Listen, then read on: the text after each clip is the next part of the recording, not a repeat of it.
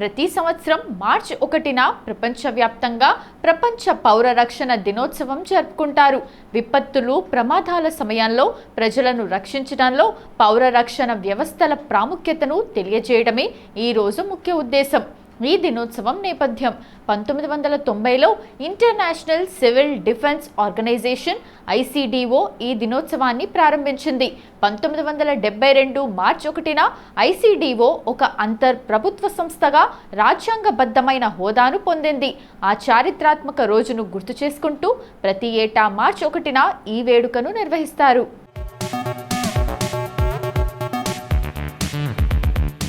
ముఖ్య ఉద్దేశాలు: అవగాహన కల్పించటం, ప్రకృతి వైపరీత్యాలు అంటే వరదలు, భూకంపాలు లేదా మానవ తప్పిదాల వల్ల జరిగే ప్రమాదాల సమయంలో పౌర రక్షణ ప్రాముఖ్యతను ప్రజలకు వివరించటం, కృతజ్ఞతలు తెలపటం, తమ ప్రాణాలను పణంగా పెట్టి ఇతరులను రక్షించే సివిల్ డిఫెన్స్ సిబ్బంది సేవలను కొనియాడటం, శిక్షణ, విపత్తుల సమయంలో ప్రజలు తమను తాము ఎలా రక్షించుకోవాలో, ప్రాథమిక చికిత్స ఎలా చేయాలో అవగాహన కల్పించటం, పౌర రక్షణ విధులు. పౌర రక్షణ విభాగం ప్రధానంగా ఈ కింది అంశాలపై దృష్టి సారిస్తుంది.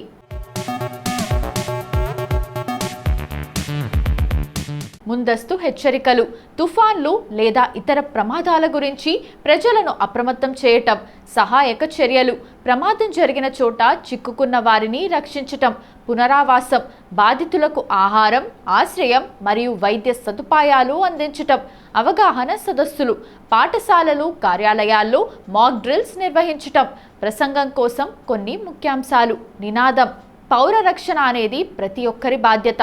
కేవలం ప్రభుత్వం మాత్రమే కాకుండా ప్రతి పౌరుడు ప్రాథమిక రక్షణ సూత్రాలను తెలిసి ఉండాలి.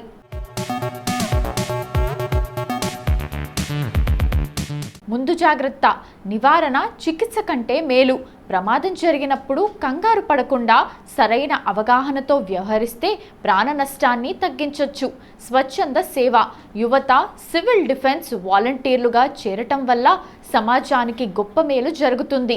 ఈ ఏడాది అంటే 2026 ప్రాముఖ్యత: ప్రస్తుత కాలంలో మారుతున్న వాతావరణ పరిస్థితులు మరియు సాంకేతిక ప్రమాదాల దృష్ట్యా పౌర రక్షణ వ్యవస్థ మరింత కీలకంగా మారింది. సెల్ ఫోన్ల ద్వారా విపత్తు హెచ్చరికలు అందుకోవటం, ప్రథమ చికిత్స కిట్లను ఇంట్లో సిద్ధంగా ఉంచుకోవటం వంటివి మనం చేయదగ్గ పనులు.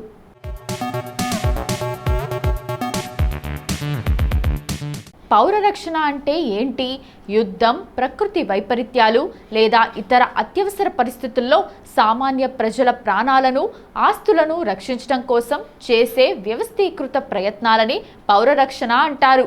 ఇది కేవలం సైన్యానికి సంబంధించింది కాదు. సామాన్య పౌరులు కూడా ఇందులో భాగస్వాములు కావాలి.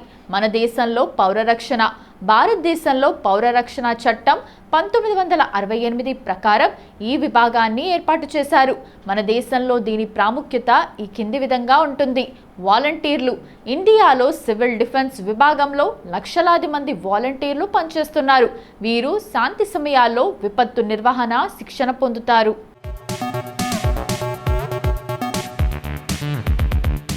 శిక్షణ: వీరికి అగ్నిమాపక చర్యలు, ప్రాథమిక చికిత్స, సమాచార మార్పిడి మరియు రెస్క్యూ ఆపరేషన్లలో ప్రత్యేక శిక్షణ ఇస్తారు.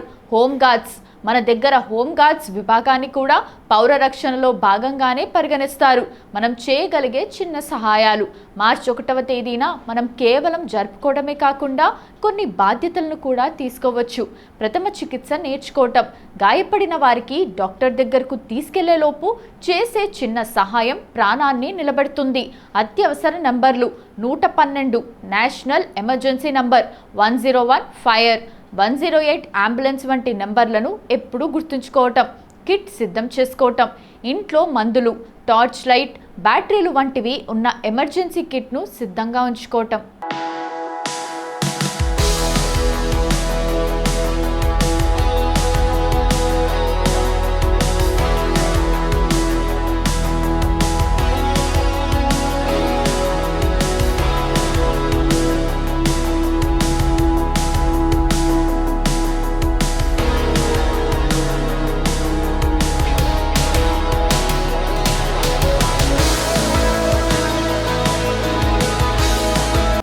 వరకు ప్రపంచ పౌర రక్షణ దినోత్సవం గురించి మనకు తెలియని కొన్ని ఆసక్తికరమైన నిజాలు తెలుసుకున్నాం కదా. మరి మార్చి 1వ తేదీన ఒక్కసారి చరిత్రలోకి వెళ్ళి చూస్తే ఎంతో మంది ప్రముఖుల జన్మాలు జరిగాయి. మరి ఒక్కసారి చరిత్ర పుటల్లోకి వెళ్ళి నేడు జన్మించిన ప్రముఖులు ఎవరో తెలుసుకుందాం రండి.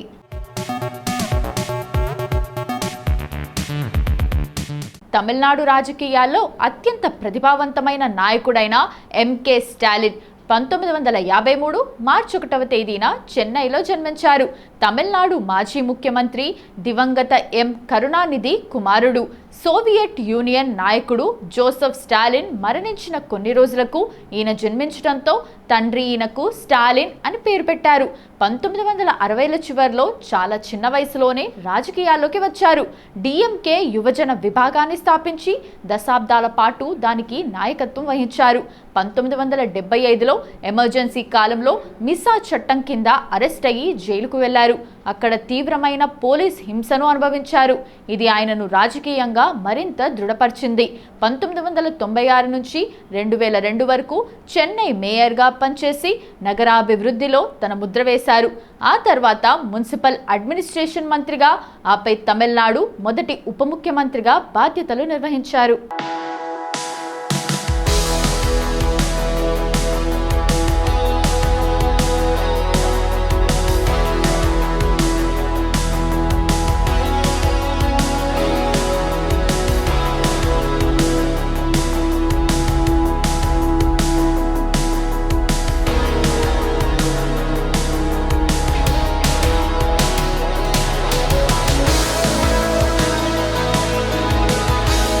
ప్రపంచవ్యాప్తంగా కోట్ల మంది అభిమానులను సంపాదించుకున్న పాప్ సంచలనం జస్టిన్ బీబర్ 1994 మార్చి 1వ తేదీన కెనడాలోని అంటారియాలో జన్మించారు. ఇతను ఏ ప్రొఫెషనల్ ట్రైనింగ్ లేకుండానే చిన్నప్పుడు గిటార్, డ్రమ్స్, పియానో వాయించడం నేర్చుకున్నారు. 2007లో ఇతని తల్లి పాటలు పాడుతున్న వీడియోలను యూట్యూబ్లో అప్లోడ్ చేయగా మ్యూజిక్ ఎగ్జిక్యూటివ్ స్కూటర్ బ్రాండ్ కంట పడ్డారు. అలా సోషల్ మీడియా ద్వారా స్టార్ అయిన మొదటి గ్లోబల్ ఐకాన్ బీబర్. 2010లో వచ్చిన బేబీ పాటతో రాత్రికి రాత్రే ప్రపంచవ్యాప్త గుర్తింపు పొందారు. ఆ సమయంలో యూట్యూబ్లో అత్యధిక వ్యూస్ సాధించిన వీడియోగా ఇది రికార్డ్ సృష్టించింది. 2 గ్రామీ అవార్డులు, 26 బిల్ బోర్డ్ మ్యూజిక్ అవార్డులు, అనేక గిన్నీస్ వరల్డ్ రికార్డులను సొంతం చేసుకున్నారు. మై వరల్డ్ 2.0, పర్పస్, జస్టిస్ వంటి ఆల్బమ్స్ ఇతనిని పాప్ సంగీత ప్రపంచంలో అగ్రస్థానంలో నిలబెట్టాయి.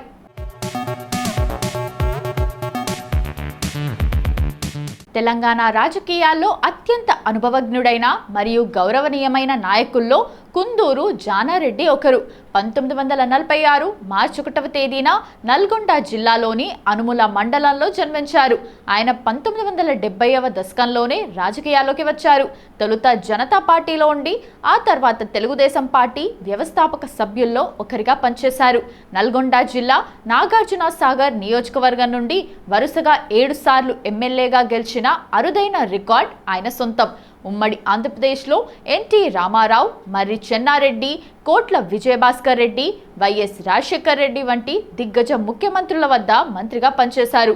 హోంశాఖ, పంచాయతీరాజ్, వ్యవసాయం మరియు భారీ నీటి పారుదల వంటి అత్యంత కీలకమైన శాఖలను ఆయన సమర్థవంతంగా నిర్వహించారు.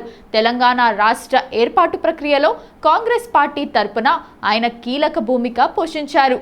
తెలంగాణ రాష్ట్రం ఏర్పడిన తర్వాత 2014లో తొలి అసెంబ్లీలో ప్రతిపక్ష నాయకుడిగా బాధ్యతలు చేపట్టారు. ఆయన ప్రసంగాలు ఎప్పుడు హుందాగా, సబ్జెక్ట్ నాలెడ్జ్తో కూడి ఉండటం విశేషం.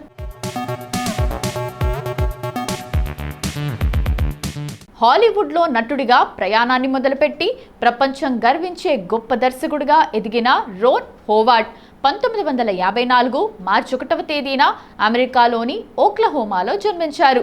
ఈయన చాలా చిన్న వయసులోనే నటనలోకి ప్రవేశించారు. ది యాండీ గ్రిఫిత్ షోలో ఓపీ టేలర్ పాత్రతో అమెరికన్ ఇంటింటికి పరిచయమయ్యారు.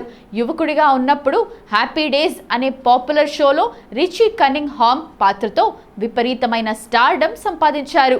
ఆయన దర్శకత్వం వహించిన ఏ బ్యూటిఫుల్ మైండ్ చిత్రానికి ఉత్తమ దర్శకుడు మరియు ఉత్తమ చిత్రం కేటగిరీలో ఆస్కార్ అవార్డులు లభించాయి. రోన్ హోవార్డ్ ఎక్కువగా నిజ జీవిత సంఘటనల ఆధారంగా సినిమాలు తీయటానికి ఇష్టపడతారు. క్లిష్టమైన విషయాలను కూడా సామాన్యులకు అర్థమయ్యేలా భావోద్వేగాలతో కలిపి తెరకెక్కించడం ఆయన శైలి.